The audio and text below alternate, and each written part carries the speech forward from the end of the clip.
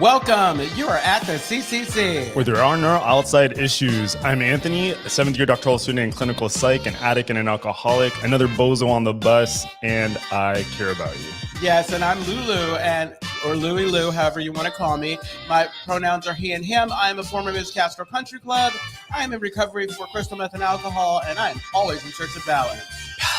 And each week we will provide and create brave space where we can engage in conversations around topics of recovery. Our intention is to hold and inspire better spaces for more people in recovery by tackling issues sometimes used to baffle us. Absolutely. And before we do that, please make sure to like, share, comment on this episode, and ding that bell. Ding, ding, ding, ding, ding, ding, ding. Absolutely, yeah. I don't know if you noticed, but I said sometimes used to baffle us instead of separate us. You said baffle us? Baffle us, yeah. Well, you know what? Baffle, separate. Cunning, baffling, powerful. That's where I got that. But you know what? Before we go on, I think we have a disclaimer we have to read. Yes. All right. The views, thoughts, and opinions expressed on at the CCC are ours alone. We do not represent anyone but ourselves. The material and information shared here is for general information purposes only. In other words, we are just a couple of friends behind a mic having a kiki here to entertain you.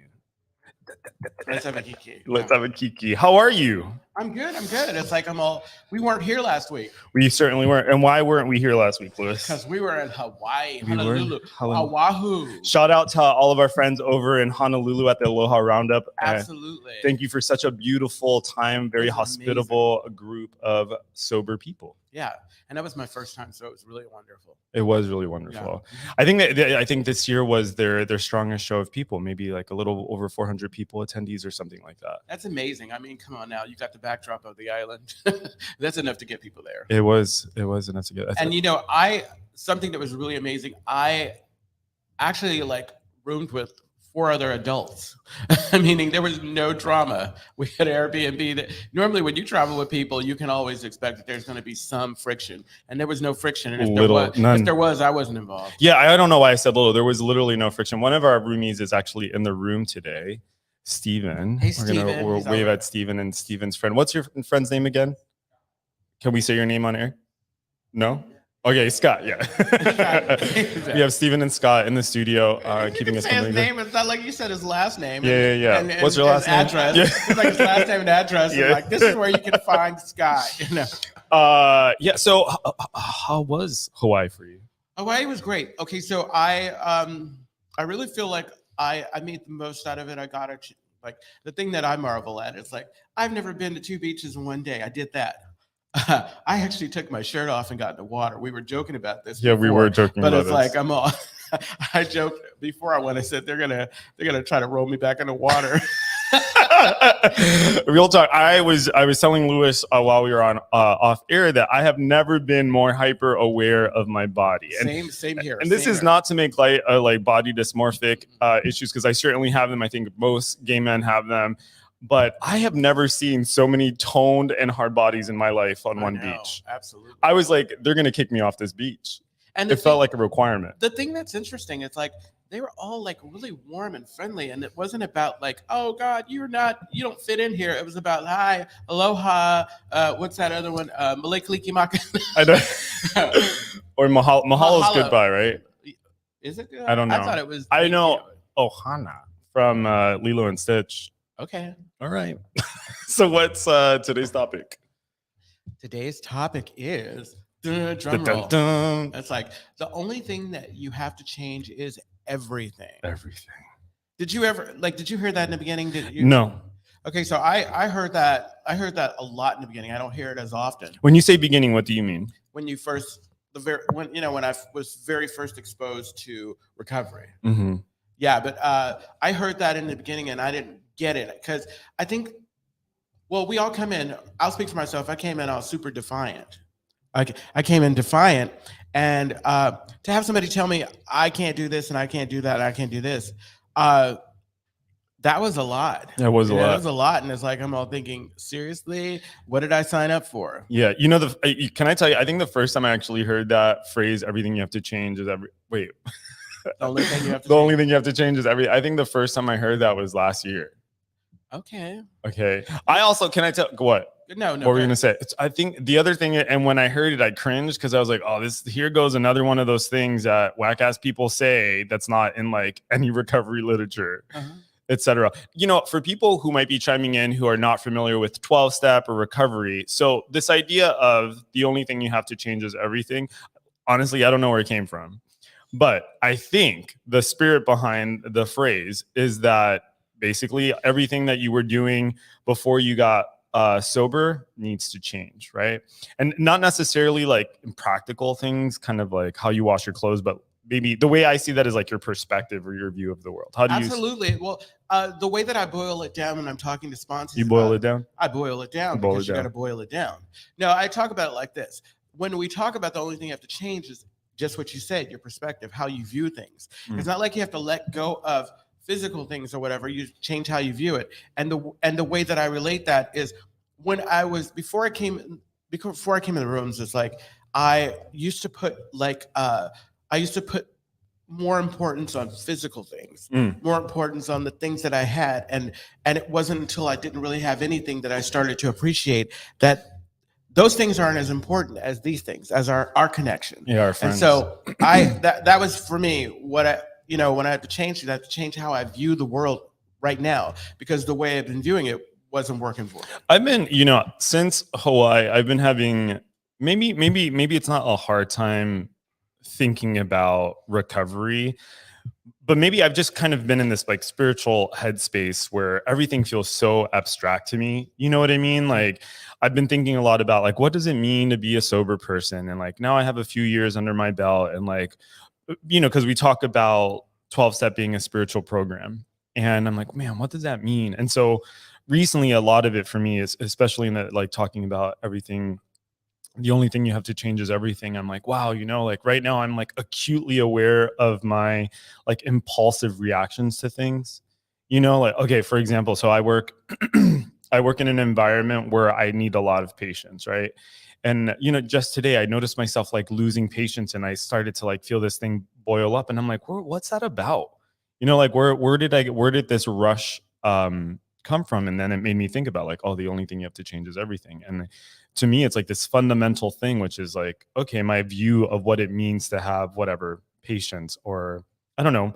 I think there was probably like an underlying idea there. And maybe the underlying idea was, I don't know, my time is being wasted, or, oh, you need to move faster. But like, what's the answer? The question to that is like, why does this person need to move faster? Well, I think, okay, so I think the challenge is in saying in this statement that obviously the statement is going to affect you in some way, but I really think what it boils down is that the only thing it's all about having a spiritual or psychic change. That's it. What do you mean when you say that? When I say this is like, I'm doing this work so that I can have those spiritual moments where I see, aha, when I have those aha moments. Some people call them aha moments or whatever. It's just a matter of like, okay, I am trying to get to a place.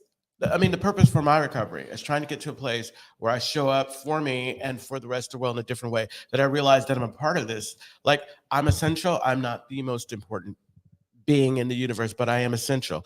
And when I clear away the wreckage, as we say, when I clean a house, the wreckage of your past, exactly, or the wreckage of my present, the wreckage of whatever, then I get to start thinking about like my relationship to higher power, my relationship to other people. And I think that that's what it comes down to. It's like, I wasn't doing those things before. Yeah. When someone says, because I'm defining this for myself, right? Like when someone says it's a spiritual program or I am spiritual, what does that mean? For me, I've always believed that I'm a spiritual being. I believe that like. And what does that mean? Okay, what do you mean? So I don't know if those of you listening believe in so-called God. In religion, they say it's like we are made in our Creator's image or whatever. I go deeper. Of course, we're made in our Creator's image, but it's not this flesh that it is. Mm-hmm. It's our spirit. Mm-hmm. It's our spirit. It's our. I mean, do you want me to eat the mic? I need you to be closer to the mic. I need people at home to know. Listen, if you ever are listening to us just online, or on Spotify, and it sounds really low when Louis talks, it's because Louis cannot take instruction really well, because we've been doing this for well over a year, and still, Wow. what do you do?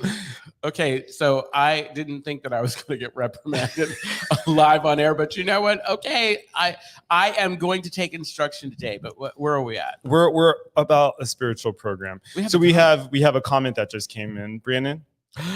Jaylon! Oh my God. Writes, Go ahead. Great topic, because this afternoon, I'm doing the disclaimer voice. Great topic, because this afternoon the topic was on relationships, and someone mentioned this topic. It's situational, I believe, because my Eskimo is my best friend, and after a couple of months of being in recovery, he started relapsing, and I could not turn off our 15, almost 16-year friendship and abandon him at his lowest. So there are a couple things here. I feel like thank you, Jaylon. A couple things we need to. Thank you. Yeah, always amazing. Always good to hear you. A couple things for folks who may not be familiar with some of these terms. Eskimo. An Eskimo is someone who brings you into the program, or someone who brings you in from outside of the cold. Absolutely. And what was the other thing in there? Blah, blah, blah, mentioned situational, best friend, couple, recovery, started relapsing. Okay, I think that was it. Yeah, no, but I can appreciate the last piece of that. I could not turn off our 15, almost 16-year friendship and abandon him at his lowest. And I don't think anyone, I really don't think anyone's suggesting that you do that. But I think that one of the things that we have to do for ourselves, especially in early recovery, is I have to make some decisions sometimes that don't sit well with other people. I have to do what I can, because I can't save you if I don't have the tools to save you. I really don't have, that's what we learned. It's like, they get to figure out for himself.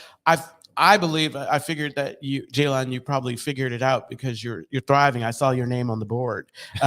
She's coming up on an anniversary. There's a board at the Castro Country Club where people can write their soberversaries. My name's on there this month too. I just celebrated my 14th year of sobriety. Congratulations. Yeah. Congratulations. Hey, I want to go back to this idea of spirituality and everything you have to change. What were you gonna say? No. Well, because it what? No, did we do what? Oh, speak to Jaylon's thing? Yeah. I thought you did. Okay, yeah. Okay. What I was just thinking, okay, so I want to define spirituality as it relates to like this idea of everything I have to change. So I grew up Catholic, right? Puerto Rican Catholic, if that, like Latin American Catholic, which is pretty intense, right? Uh-huh. And so spirituality, spirituality was defined for me, right? It was defined during Catholic Mass. It was this guy in the sky who was jealous and vengeful, right? And I thought that spirituality for me meant my relationship to this thing that I didn't even know I had a relationship with. And so I struggled with this idea of God, right? So I think when it comes to changing everything for me and talking about my perspective, often what it means now is like I'm questioning where my decisions come from when I make a decision, right? So if I'm angry or if I'm losing my patience, what is that thing that I'm turning to make a decision? And for me, what it's been is like I've had to just kind of discover this like quiet place within myself, right? And sometimes, I've heard that called intuition, this thing that I can cultivate through meditation. Sometimes it's, I'm looking at the world around me and modeling the behavior of people that I admire. Today, for example, I came across this. There's this channel I like. It's called the School of Life on YouTube. It's great, and they print out these articles, and one of them was like the phrase "What would Jesus do?" And they were talking about what's the spirit behind this idea, and that it's a principle that we can apply to our lives. Right? Like say. If you struggle with this idea, it could be like, what would someone who's loving and compassionate and patient do in this moment? Mm-hmm. Right. And that's been the thing that I've had to change. And that feels like it is everything, right? Because it's literally how I interact with the world. It's how I interact with myself, etc. What are you Googling over there? No, okay. So we were looking for a definition for spiritual, and I was coming to the place where before I got sober, I had this guy that I considered my my spiritual whatever. And we talked about the difference between like being religious and being spiritual. And spiritual is relying on or relating to anything that has to do with spirit. It means tapping into what's already in, and the religious part was looking outside for the answers as opposed. But then I looked up the definition of spiritual in the Webster's Merriam. What do you define? Relating to or affecting the human spirit or soul as opposed to material or physical things, and relating to religious or religious beliefs. So I like the first one, relating to or affecting the human spirit. Yeah. You know what it feels like right now? So we started off, today's topic is the only thing you have to change is everything. If you're listening at home and you have an idea or something that you want to share with us, as always, we'd love to hear your comments. Yeah, there's that. And the second thing is that I'm noticing that as we're talking about this, we're returning to spirituality. And I'm wondering, do we just kind of go with the flow, or do we try to like force our way back to the topic? I think what I really appreciate about you is like you definitely keep us on track. I think that we do both, because like, so while you were kind of saying that, I was thinking a great thing to talk about, especially for folks who are early recovery, is how we start the process. And how we start the process. And even if it's not 12-step you do, there's always some, like, obviously the first thing we need to do to change is like, if drinking is or drugs is our problem, we stop that. We stop hanging around the places and people that were making it easier for us to have access to those things. And we change everything. So it's like everything, it's almost like everything that I had been doing before that didn't work, I let go of because they no longer serve me. So what I've heard people say is we quit things in the order that they're killing us.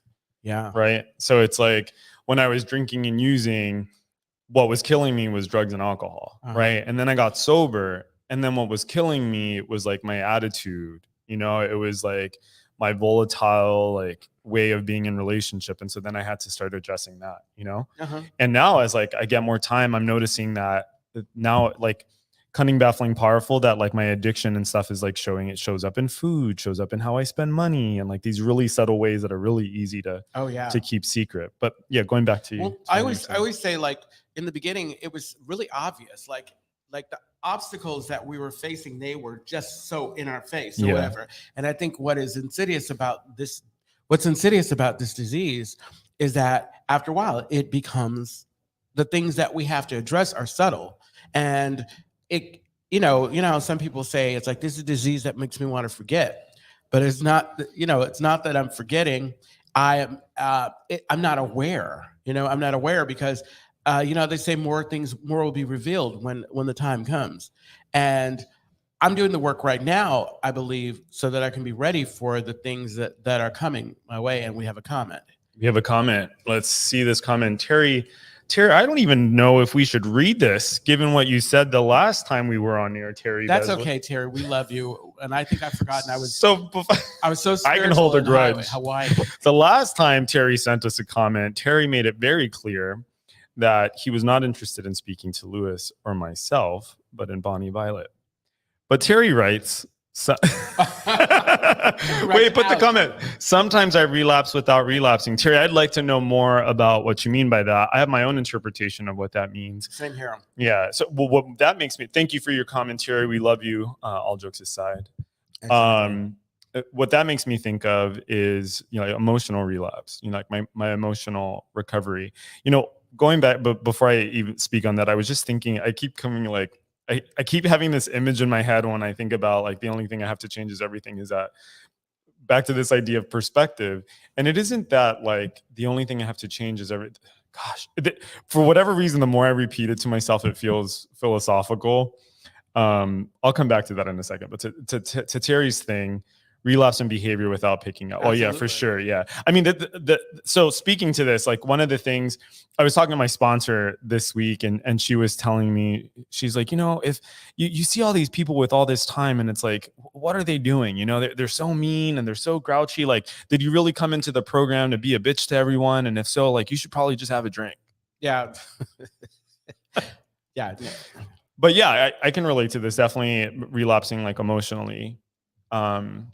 etc. What were we going to say, Louis? I wasn't. I was just coming. I'm in church. I was like, Hallelujah. Hallelujah. We have another comment that came in. Jalen. Part 2. I had to learn how to protect my sobriety and set painful yet healthy boundaries. Watching his relapses was the epitome of powerlessness and helplessness.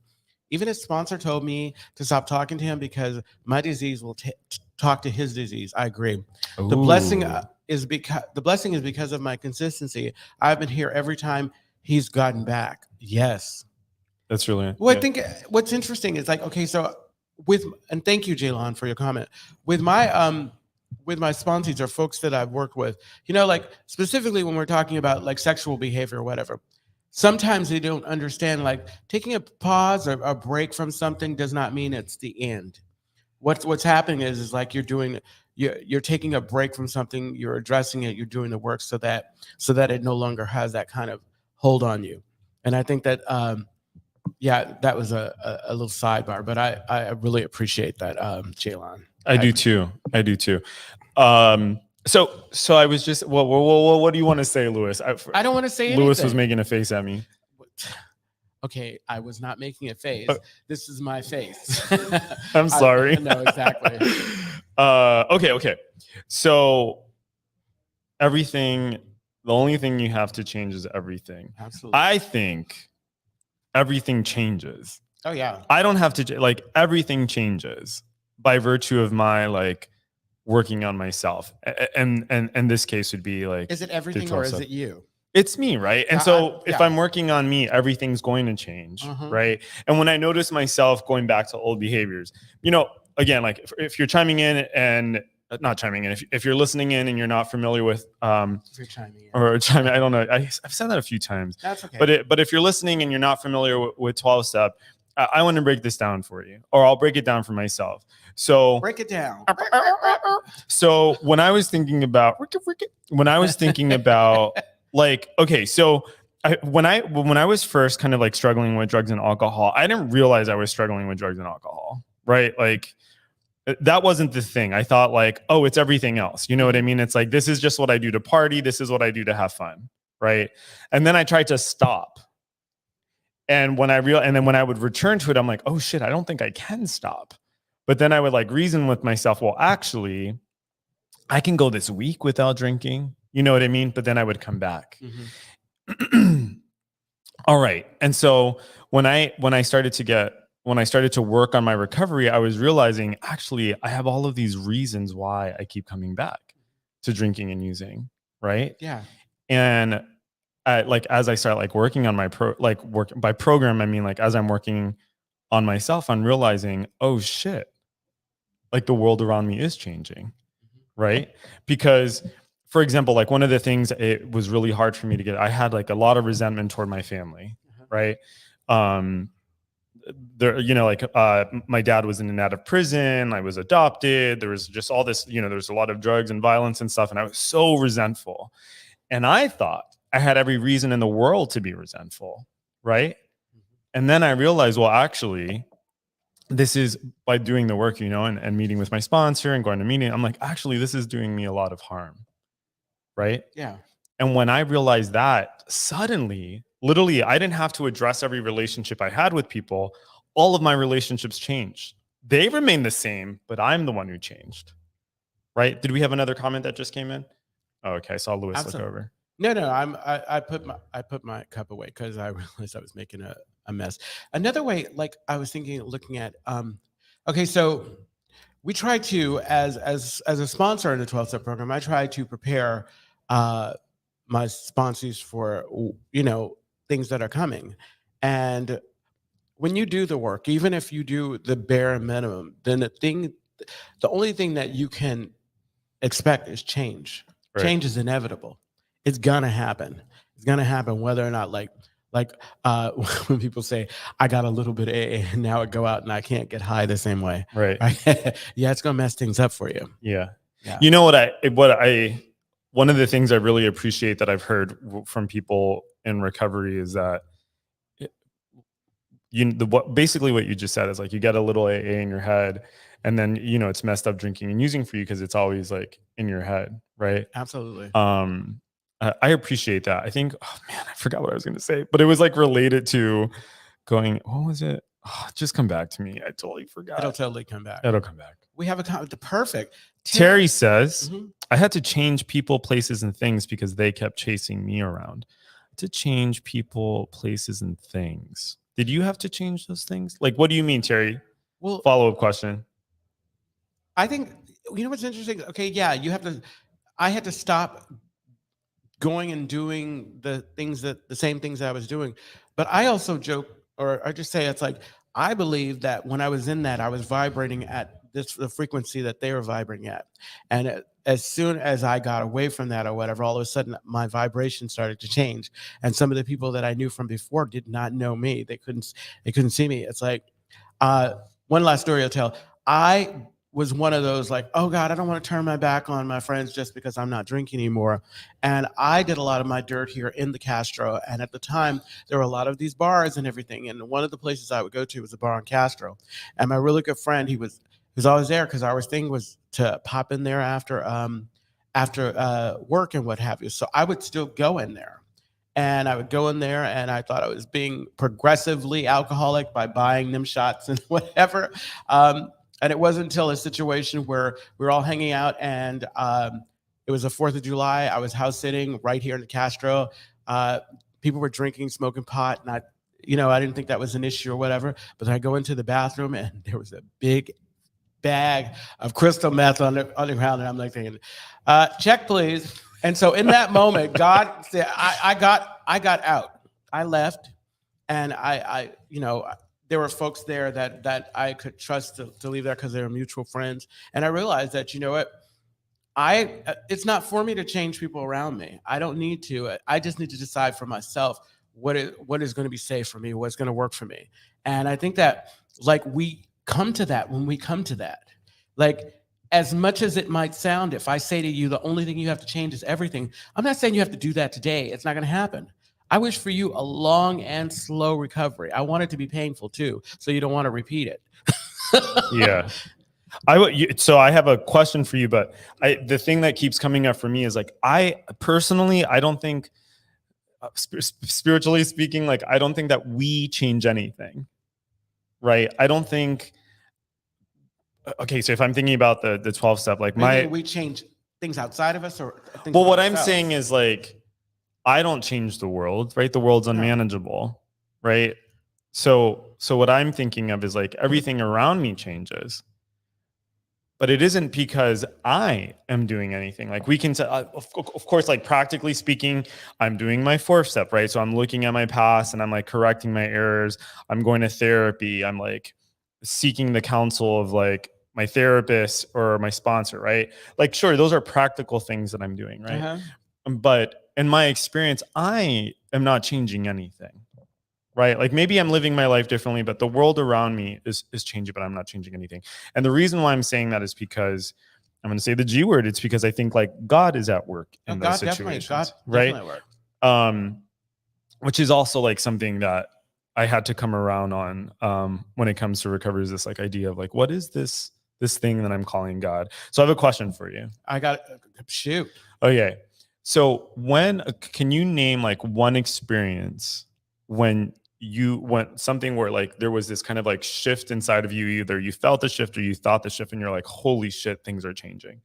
Can you remember like that very first experience? Well, I remember having an experience like that before I came into the rooms, because I think that God was working on me before. Okay. I really feel like this has been a lifetime process. Okay. So I was staying in the T. It was in the Tender Knob, actually. It was like right on the corner of the. So you were fancy, TL. I was fancy, yeah. But I was working at this one like hotel.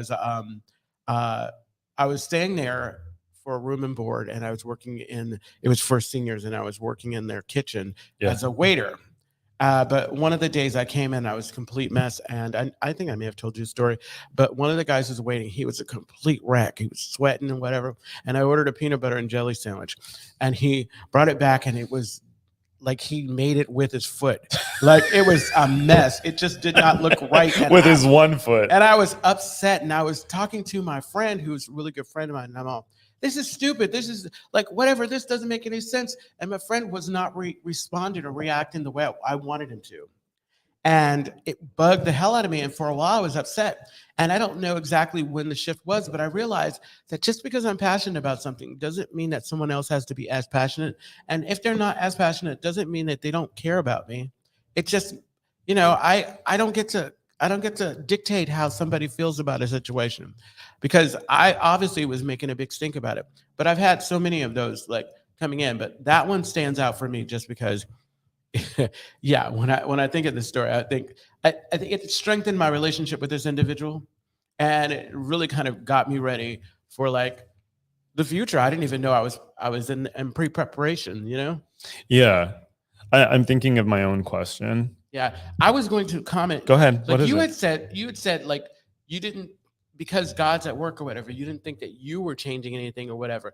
The actions that I'm taking, the repetitive behavior that I'm experiencing here, I believe that I am the catalyst in this change because of my relationship with my higher power.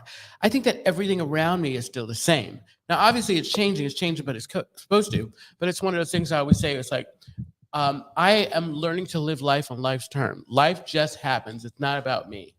Okay. I view life differently because of the work that I've done.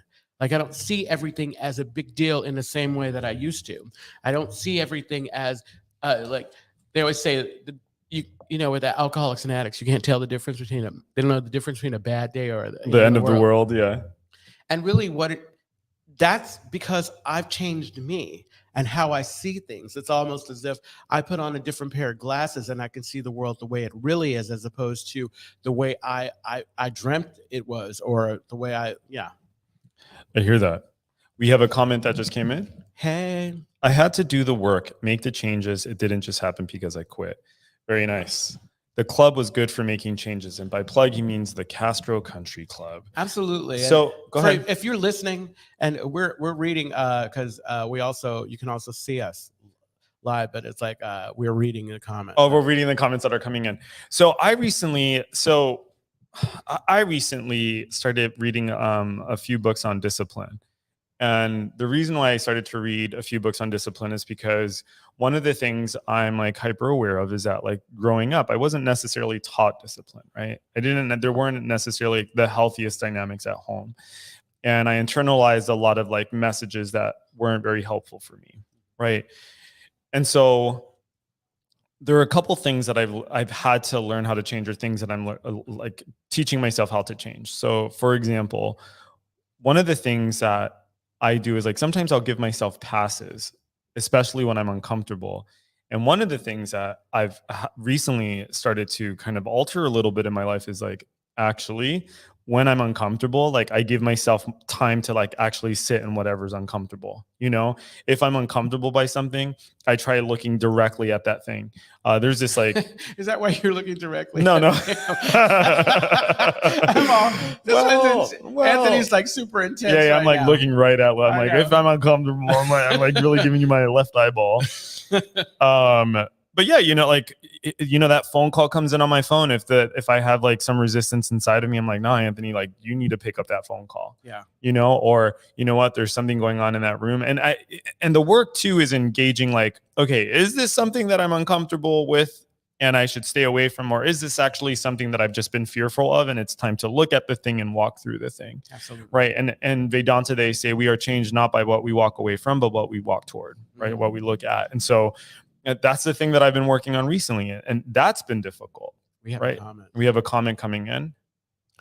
Anka writes, do you want to take that one? Hi, Anka. It was a revelation to me as I was writing out my 4-step how fear-driven I was.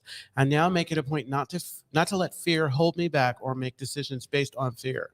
Absolutely. Very good. Very nice. Isaac. Hello. Balenciaga. Yes. Thank you for the hello, Isaac. Yes, thank you. And thank you, Anka, for sharing that. It's like fear. Well, were you going to say something about fear? No, I want to hear from you. Oh, you do? I do. I've been thinking I've been doing a lot of thinking. You know what? Actually, I called my sponsor the other day and I was like, I'm thinking about this. I'm thinking about this. I'm thinking about this. And my sponsor goes, Anthony, sounds like you're doing too much thinking. And it's crazy. You know that guy, Eckhart Tolle? I think that's how you say his name. But one of the things he said, there was this like really awesome talk where he talks about how people think that they're not self-centered when they're depressed. Right? Like, oh, I'm so sad. I need to look at it. And he was talking about how self-centered it is to be depressed because it's like me, like, oh my world. And so yes, in line with that is like when my sponsor was saying, you know, Anthony, it sounds like you're just doing a lot of thinking. And, you know, part of like my work outside of this is like I am in my head a lot for my work. And so I need to like get in my body, and like different ways to get in my body is like I'm working out, or I like to be present with other people, etc. I don't know how I got on that, but that's where I am. No, it's a good place to be. You're a good place to be. We have another comment. Thanks for the comments. Ginger says hello. Hey, Ginger. Hi, Ginger. That's a great picture, Thank Ginger. you for listening. Jaylon. Another comment. Jaylon writes, I think the hardest part about change is, as you mentioned, inevitably it happens with or without you, but also having to watch the people you love stay the same and not change the pace you are. Also having those same people struggle with you, with your evolution as a sober person, pressures of being the cycle breaker. Ooh, that's deep. And that is so deep. Another part of it, or extension of that, Jaylon, is like when you get sober and you do the work and you start to change, and then you have folks who saw you from before and they don't believe that you changed, or they're not that excited about your change or on board as it, because they don't believe that it's real. And sometimes it's intimidating. It's intimidating. Exactly. I mean, it took me a while before, like, because I remember I used to have to catch myself because I was always wanting to kind of fix things and make everything better based on how I think. You know, I was on my, you know, we go through that period where I was on my high horse of recovery, and I needed to kind of get to a place where I was like, you know what, hon, if someone asked me, I'm going to offer, but I don't need to bring it unless somebody said bring it. I want to comment on the cycle breaker thing. That's another thing I've been thinking about is that I can, you know, I have old habits that I've kept from, you know, either because of the way I was raised, and that cycle breaking thing, like changing that has been very difficult. Right. It's like, so one of the kind of like one of the like thoughts that sometimes jumps into my brain is like, oh, the world is against you. You know what I mean? Or this person's plotting, right? And it'll just happen, right? Like I can't necessarily control what I think and feel. And so sometimes those things will come into my brain, right? And my reaction is like, oh, well, I need to change, or I need to alter this thing around me in order to make sure that this thing that I'm afraid of can't attack me. And sometimes, actually all the time, the hardest thing to do, the hardest thing to change in that moment is to not do anything. Yeah. You know what I mean? It's like that one person looks at you crooked. Yeah. Right. Oh my God. It's like I love when you say doing nothing sometimes is radical. And here's another plug for the Castro Country Club. Early recovery, there was a lot of time where there was nothing I could do. I did everything I was supposed to do, and the best thing I could do was just sit back.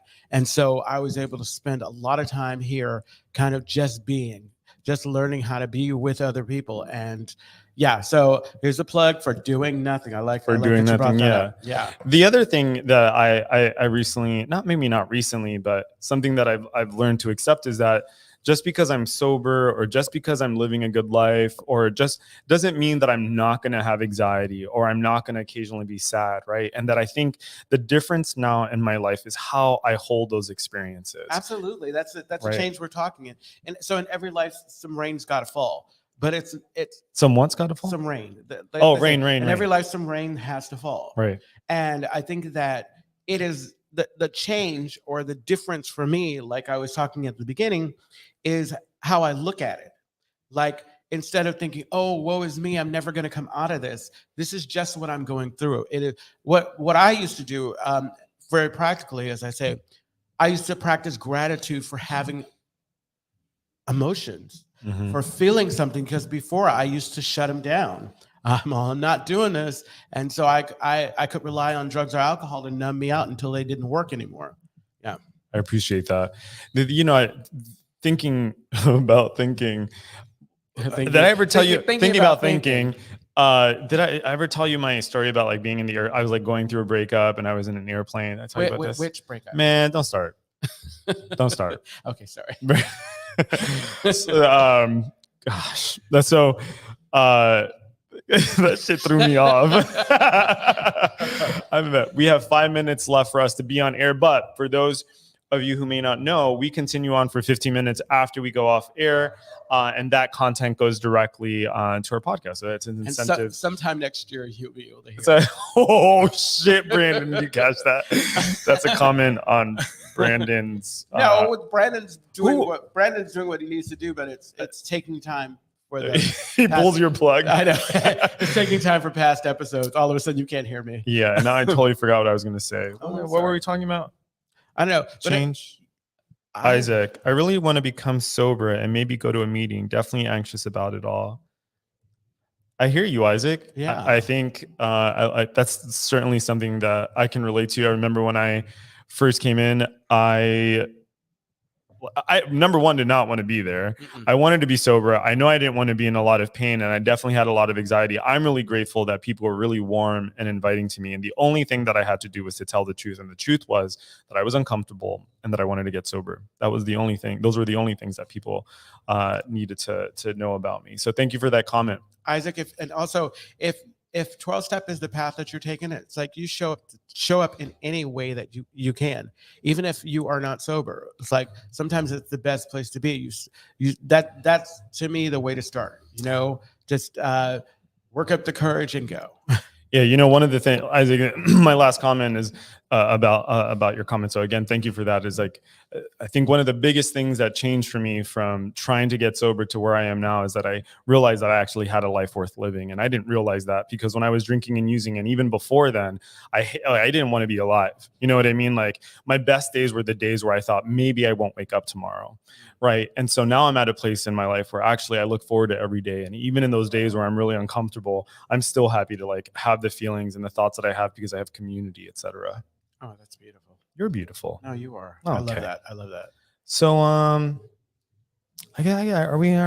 we landing the plane? Yeah, we're landing the plane. I still don't remember what I was going to say. Please fasten your seatbelts for for takeoff. That's the opposite of what we're doing. You fasten your seatbelts. We're going to be making our descent. Okay. The Castro Country Club is a safe and sober community center for all people and a refuge for the LGBTQ recovery community.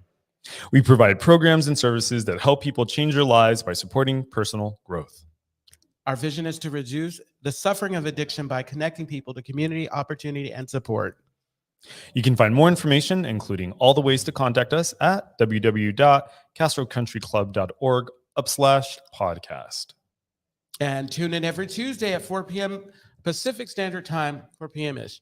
When we go live on our Castro Country Club Facebook and YouTube channels.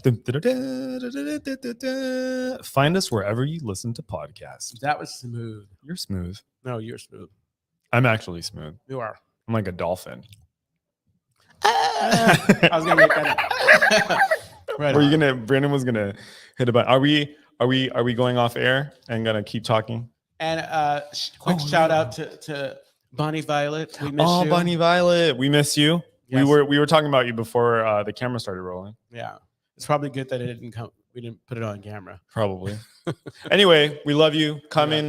We love Bonnie Violet, yes, and we love our listeners. So tune in again next week, 4 p.m. Pacific Standard Time. And if you can't catch us live, definitely listen to us wherever you listen to podcasts. Ding that bell. Ding ding ding. Ding, ding, ding, ding. Ding ding ding ding ding ding.